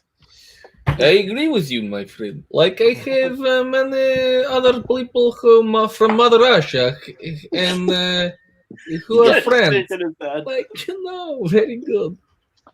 Let's have vodka. And if you don't listen to Jason, then it will be straight to Siberia to the salt mines, my friend.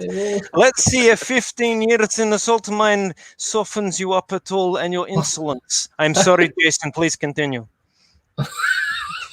Yeah, no, I was saying to Julian earlier that I, for some reason, I've been practicing an Irish accent for a long time. Do it all the time. Do it at home. It's fine. As soon as I get on stream, I can't pull it off.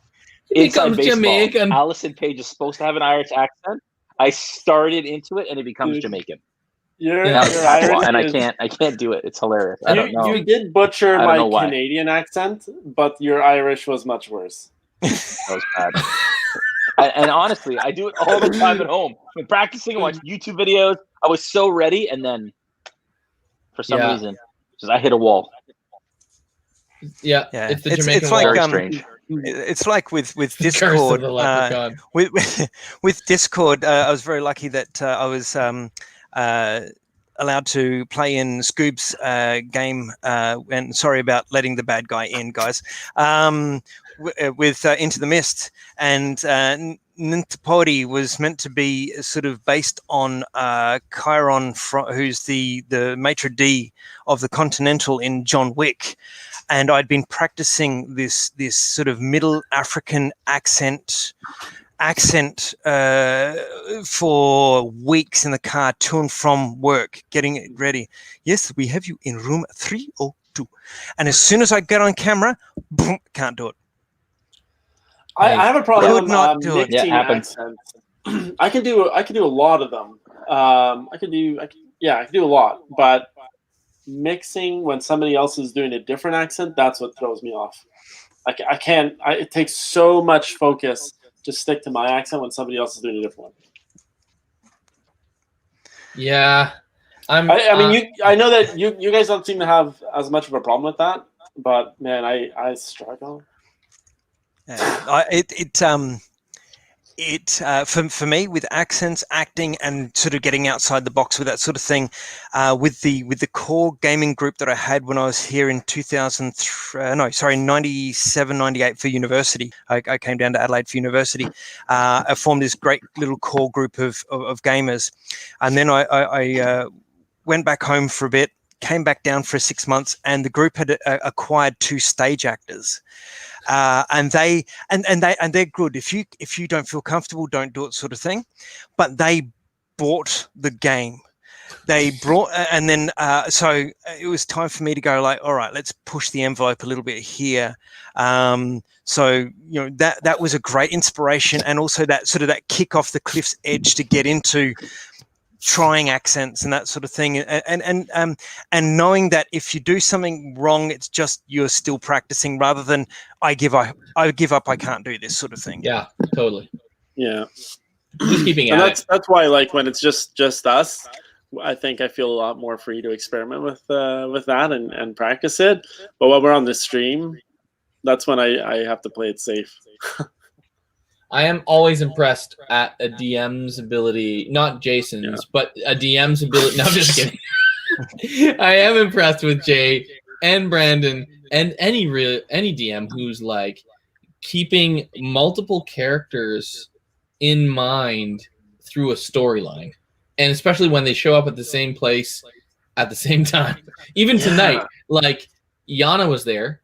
Sorry, spoilers for anyone who's watching. Yana was in the room. And then you have the king, the Plank King, in the same room. Even just those 2 people interacting, and then what's your face? The turtle. The Oracle. So you're dealing with 3 different character and non-player characters, and having to manage their internal dialogue and then their external dialogue all together. It's kind of mind-numbing. Pretty cool. The switch between David Tennant and Raucous Bird was very good too, Joel. See, that's because I'm actually doing that in my I'm like, what is Plunk actually saying here but not saying? So I'm actually translating it into Plunk Rock before I say it. So now I just get to say what I'm thinking he's gonna say, which is great. And I dare say, even the Scottish accent, is as difficult as it is, it's a lot easier on the voice than what Plunk Rock is. Oh man, way easier. so much easier. Yeah. Oh yeah, my throat was bleeding halfway through planking tonight. Oh yeah. There's only so long I can do that voice. Yeah. That's gonna kill your voice a lot. Yeah. Gentlemen, I've got to call it a night. Alrighty. That leaves us midnight. We're coming up on 2 hours. It leaves us with one last game, and this is usually I leave it to last for this opportunity, for this exact reason that we've got to wrap up soon. The last game is called Attack of Opportunity, and this is where I invite my guests to ask me a question. Okay. What's your current character like? Like, what is the campaign that you're like? I don't know. What is the campaign that you're in right now, and what character are you playing? between campaigns at the moment, only because work has been so busy. I'm the manager of a liquor store, and during COVID, our sales have been up. So we haven't had a normal winter down here. We're just coming back into sort of spring, summer. Winter is usually very quiet, and I try and find some time to go and play with the gaming group, and I haven't been able to. So that's probably why, if you're like humble brag, I've been bugging the likes of Luke Gygax and Alex Kammer about being on a lot of the live streams, because it gives me an opportunity to game. When it was with like COVID and that, and you couldn't do this, and you couldn't meet with this person, you could meet with just family members, and you could only have this certain amount of virtual has been a godsend in the sense of keeping my what's left of my sanity intact. Doing this channel has kept my sanity intact. Watching you guys do your thing has kept my sanity in check. So I not any current games at the moment, but I dare say coming off the back of Into the Mist and the Discord and playing that with the monk that I had was pretty cool, and I have some ideas going into the Revelry, which I'm making time, even though we're going to be busy over Christmas. I'm going to definitely make more time to do more in the Discord channel on RealmSmith for a bit of some gaming. It's awesome. Cool. So how do you manage an Australian schedule against so much of the content being from North America? I am up till 1 a.m., 1:30 a.m. As much as my wife browbeats me, I'm quite often up late to do it. Because and then that's an honest answer. I'm trying to bring Australia to the rest of the world. I mean, I'm sure I'm not the only one, and I'd be very remiss to say that, or even to think it'd be wrong of me to think that I'm the only one here in Australia trying to show off Australia in a gaming sense to the rest of the world. But to do that, especially with the time, the 15-hour, delay, I've got to realize that I've got to be, on camera early morning on a day off to be in that 7 o'clock window.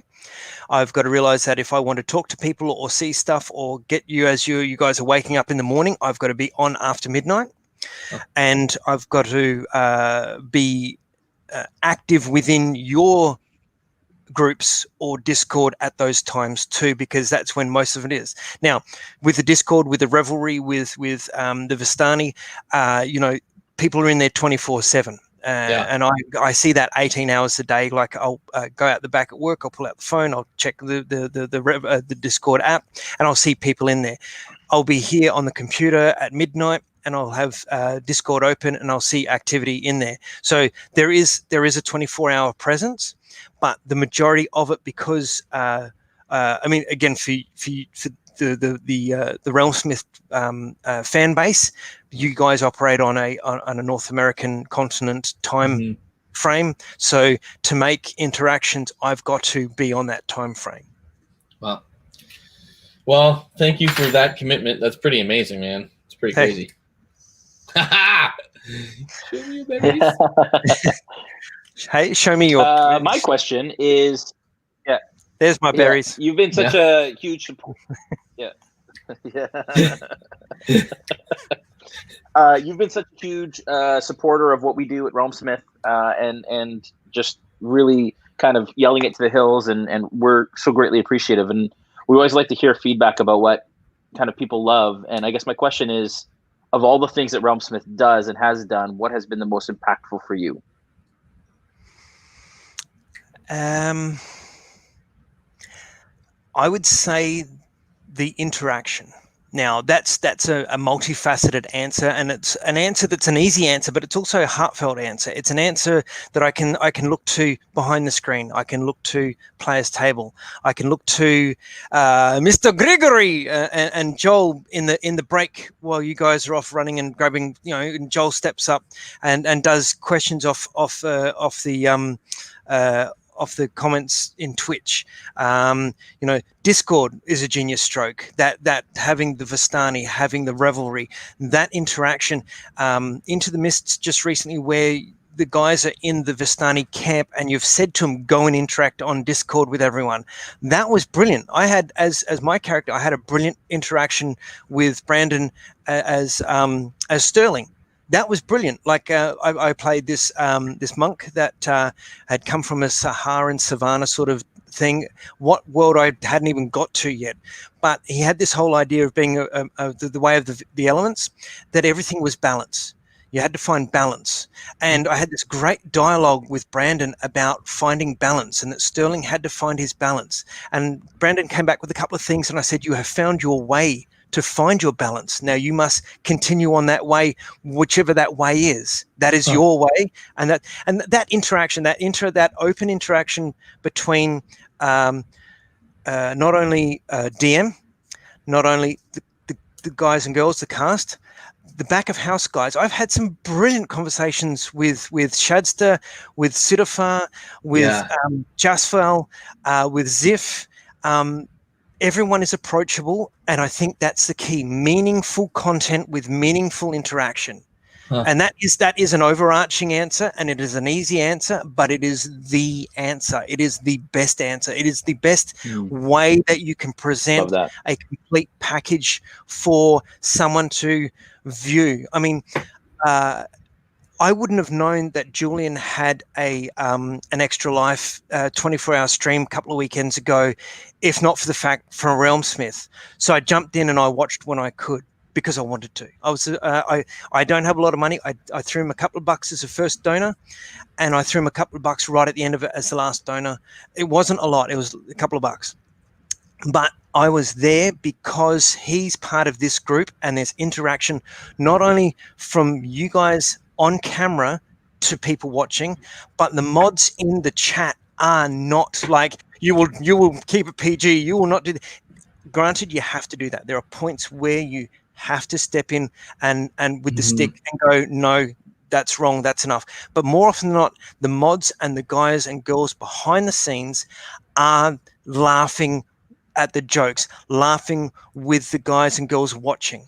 That's the pivotal point, that inclusive without it being presented as this pre-packaged plastic inclusive. We're all inclusive here. You should join us. And let me preface that. There are groups that require inclusion, and there are groups that require delicate inclusion for mental health things. And I think D&D is a great mental health aid. But RealmSmith and what you guys do and how you bring it across is so natural that you blink and you don't notice it, but you notice it, if that makes sense. Wow, that's amazing. Awesome. Yeah, and honestly, it is fascinating. Like, when we were first starting RealmSmith, there was this sense of like, man, I just want to be with great people who are great, like great people. You want to be around great people and do great things with great people. So I think there is an inertia. There's an attractiveness to being with awesome people that brings more awesome people along for the ride. So, man, like you're right. All of our mods, people who are managing the community, that's been the constant. It's been just like really great people along the way. And so thank you. That means a lot to us. Really, I think one of the other really cool things, if someone's needed to drop out like Mel, there hasn't been any, oh my God, what's going on? You said, look, she can't make it this time. And it's like any other good gaming group where they're like, okay, cool. And people move on, and the game's fun, and you go on with it, sort of thing. There's no disjointedness about it as well. I think that's a great thing as well. That it's not like we don't see it. It's that if there's anything behind the scenes where obviously if someone can't make it, you're like, you're scrambling for whatever. But we definitely do see a smooth production every week. And if something goes wrong tech wise, we're there with you in the sense of like, oh my God, are they okay? Whereas it's not like, if someone's there's a great line from a comedian out of Atlanta, Jeff Foxworthy. I'm sure you guys are, you might be a redneck, right? He was talking about being a kid and watching TV, and if the president came on, your evening was shot. And this kid's like, he's on every channel, turning the dial. Kids, if you're under 30, that means you change the channel with the dial, not with the remote.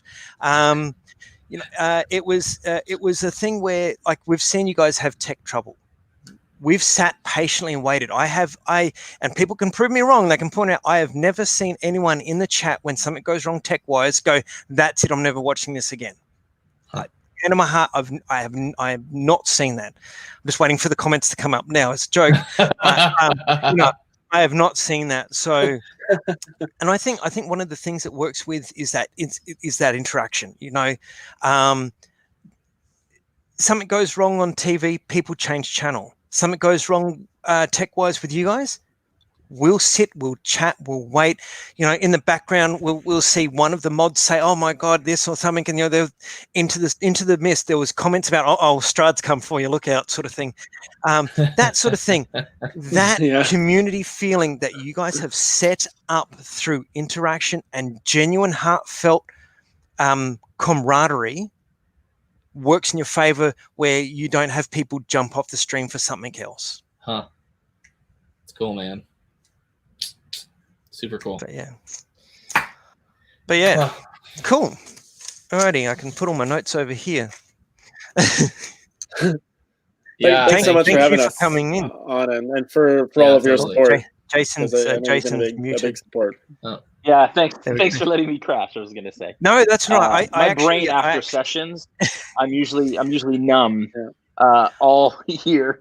So but thanks. It's been about 12 hours. Even for me, it's like 12 hours since I started getting ready for tonight's game, because I was watching back through the old streams and going over notes and the physical setup here. So and it's one of the things I did want to have a RealmSmith team episode, and I thought, how can I do this? And I thought, you know what, to get that good, genuine feel in that, I thought I approached Joel first. I thought, after the success of having Luke and B-Dave on and a couple of local guys, I thought I'll get Joel and I'll see if I can do a RealmSmith Mythroll thing. And it was genuine sort of outreaching for that thing. And then he said, "Oh, Dave's ready." I'm like, "Cool." And then I messaged him. I said, "Hey, when do you want to do this?" And I jokingly said, "After the game." And he's like, "Yeah." I'm like, "Okay." And I'm like, "I'm not going to ask anyone else." And I said to Joel, "If anyone else wants to come on, fine. I'm not going to ask anyone else, because I can appreciate, especially as DM, and I do DM very, very, very, very occasionally, that you at the end of it, you're looking for your brain to solidify. The DM's job and is a hard one. It's so appreciate you dropping in. I mean, I sent you the link just as a laugh. We weren't sure whether it was you commenting or whether it was Julian commenting or something like that. I would love to do. Yeah.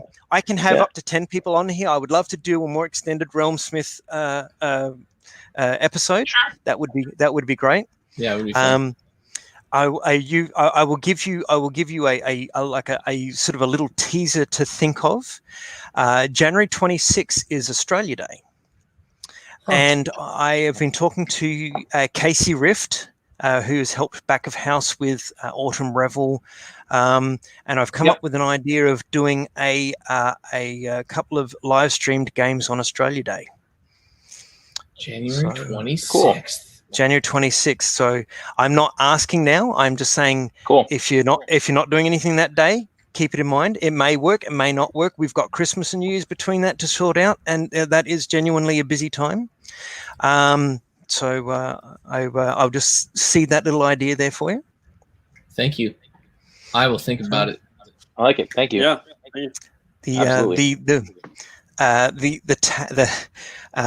Okay, I'll give you a little bit more information as well.